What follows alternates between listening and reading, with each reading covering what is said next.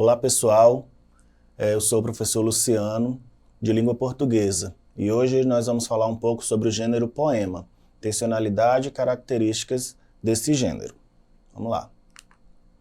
Então, o poema ele é um texto escrito em versos, então a sua estrutura vai se opor à prosa, que a prosa é o texto, aquele texto narrativo, por exemplo, crônica, conto, tá? Que vai de uma margem a outra da página, e o verso não, o verso é aquele que vai no meiozinho ali, tá? Então essa é a diferença básica.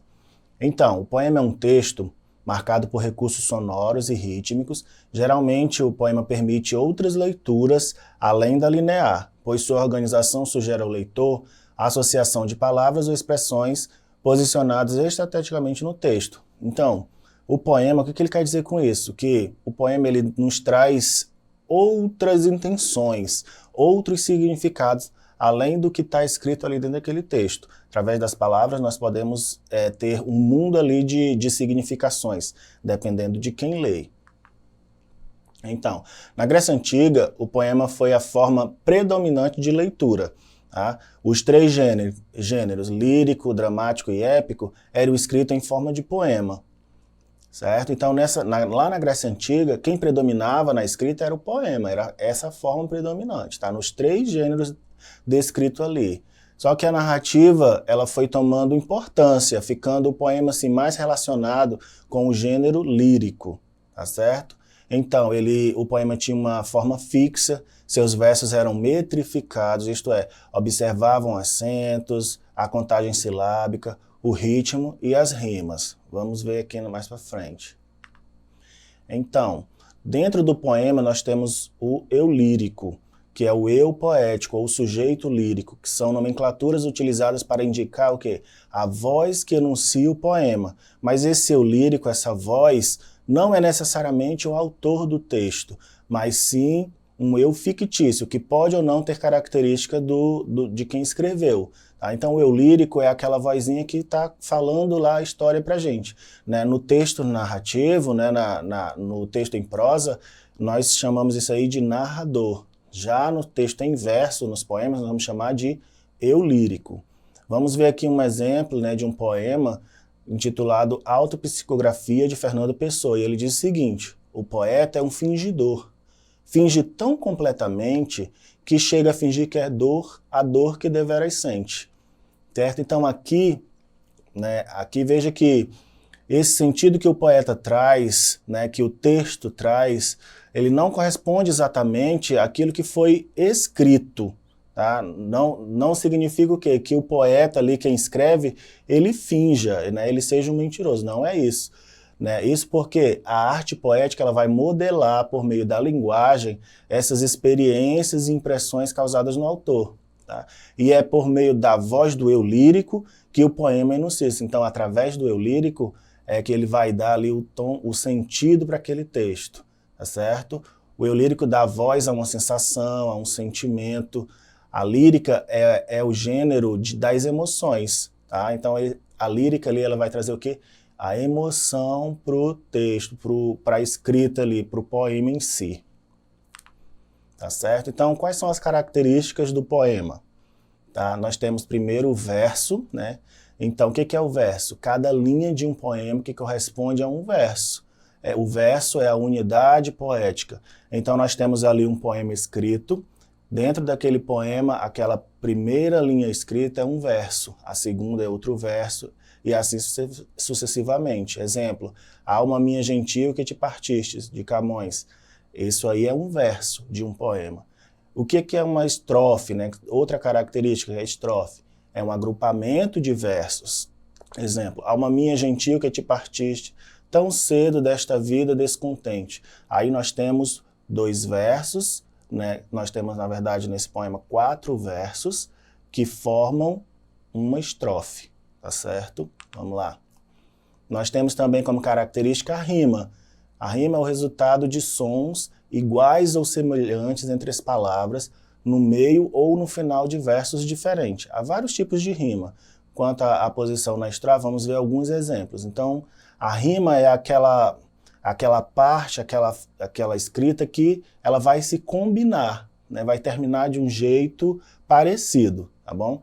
Vamos ver esse exemplo aqui, que é um tipo de rima cruzada ou alternada, que a gente pode colocar a letra A e a letra B, letra A e B.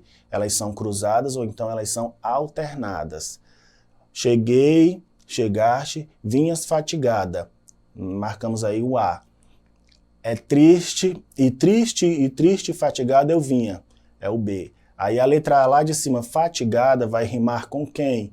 No terceiro verso vai rimar com povoada. Fatigada, povoada. No segundo verso dessa estrofe, nós temos vinha, marcada ali pela letra B. E vai rimar com o quarto verso, que é tinha, certo? Então esse daí ficou intercalado, ficou cruzada, tá bom? Esse texto é do Olavo Bilac. Nós temos também um tipo de rima interpolada, que é A, B, B, A. Ou seja, o primeiro verso vai rimar lá com o quarto verso, tá bom?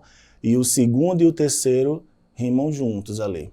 Então nós temos, para canto de amor, tenros cuidados, temo entre vós, ó montes, o instrumento, ouvi, pois, o meu fúnebre lamento, se é que compaixão dos animados. Então, cuidados no primeiro verso vai rimar com animados lá no quarto verso, letra A com letra A.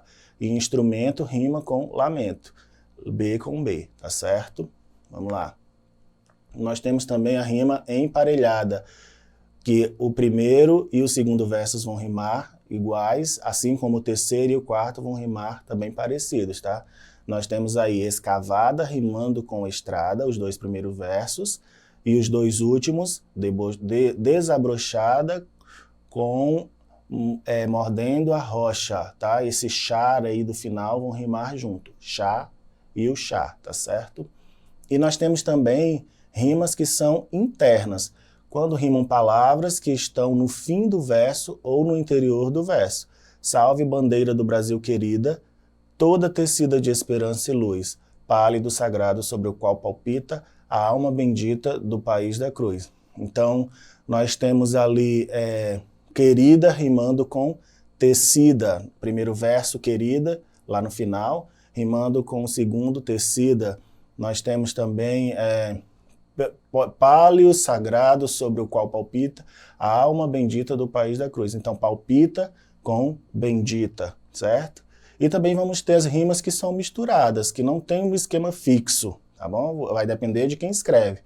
E os versos brancos ou soltos, que não segue ali uma métrica, tá? Não tem uma ordem para ser feita. Então, o autor é que ele vai decidir se ele quer rimar, se ele não quer rimar, tá bom?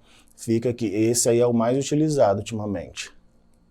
Então, a contagem silábica dos versos foi sempre muito valorizada, até o início do século XX. Mas daí para cá ela já foi se modificando. Atualmente, nós usamos os versos livres, que o autor ele decide se quer ou não fazer a rima, tá? Qual é a diferença entre o poema e poesia, certo? Nós temos aqui a poesia, o poema como sendo o quê? O texto escrito, o gênero. E a poesia, ela já é o quê? O significado. Tá? Muitas pessoas, eles tendem a tratar poema e poesia como sinônimos, e elas não são, tá bom? A poesia tem a ver com a sensação, com o sentimento, e o poema já tem a ver com o gênero textual, tá? Eles são diferentes, porque a poesia ela pode estar presente numa obra de arte, num pôr do sol, numa música, e o poema não, o poema é o gênero ali que é escrito daquele jeitinho, com aquelas características que nós falamos anteriormente. E aqui nós vamos para o primeiro exercitando do dia, tá bom? Nós temos aqui um poema, A Dança e a Alma. A dança não é movimento, súbito gesto musical, é concentração no momento da humana graça natural. No solo não, no éter pairamos, nele amaríamos ficar. A dança não vento nos ramos, seiva, força, perene estar. Um estar entre céu e chão, novo domínio conquistado, onde busque nossa paixão, liberta-se por todo lado, onde a alma possa descrever suas mais divinas parábolas, sem fugir à forma do ser, por sobre o mistério das fábulas. Esse é um poema do Carlos Drummond de Andrade, tá? Então, ele vai tratar aí sobre dança e alma, tá certo? Então, vamos para a questão. A definição de dança em linguagem de dicionário que mais se aproxima do que está expresso no poema é. Então, nesse poema aí, qual é a definição de dança que vai se aproximar com o que está lá no dicionário? A mais antiga das artes, servindo como elemento de comunicação e afirmação do homem em todos os momentos de sua existência? Será que é essa a definição de dança que está no poema? A forma de expressão corporal que ultrapassa os limites físicos, possibilitando ao homem a liberação do seu espírito? Será que é esse aí? Né? A manifestação do ser humano formada por uma sequência de gestos, passos e movimentos desconcertados? O conjunto organizado de movimentos do corpo com ritmo determinado por instrumentos musicais, ruídos, cantos, emoções? Ou o movimento diretamente ligado ao psiquismo do indivíduo e, por consequência, ao seu desenvolvimento intelectual e à sua cultura? Então, dentro do poema que nós acabamos de ver, qual é a definição que o autor traz parecida com aquela que está no dicionário sobre dança? Alternativa B, a forma de expressão corporal que ultrapassa os limites físicos, possibilitando ao homem a liberação do seu espírito.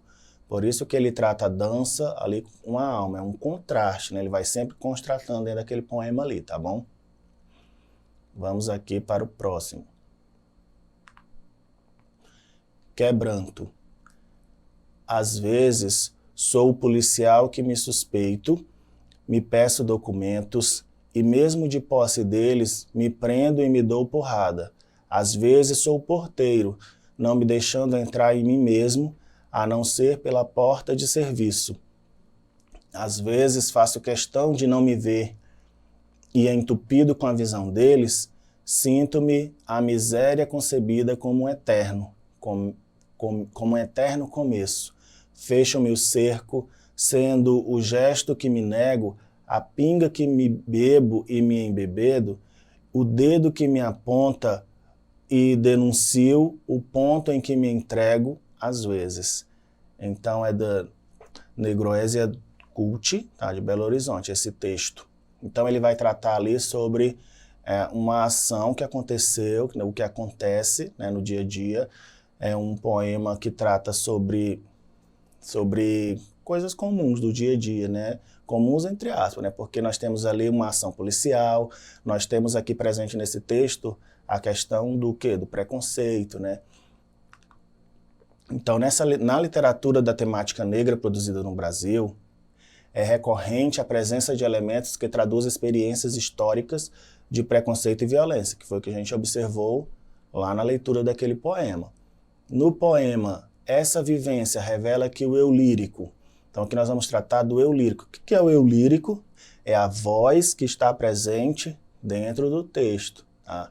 Não é o autor, não é uma experiência que o autor viveu necessariamente.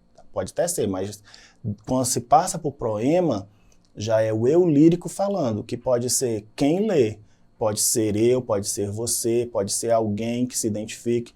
Então esse eu lírico, ele vai dar voz ali para várias pessoas.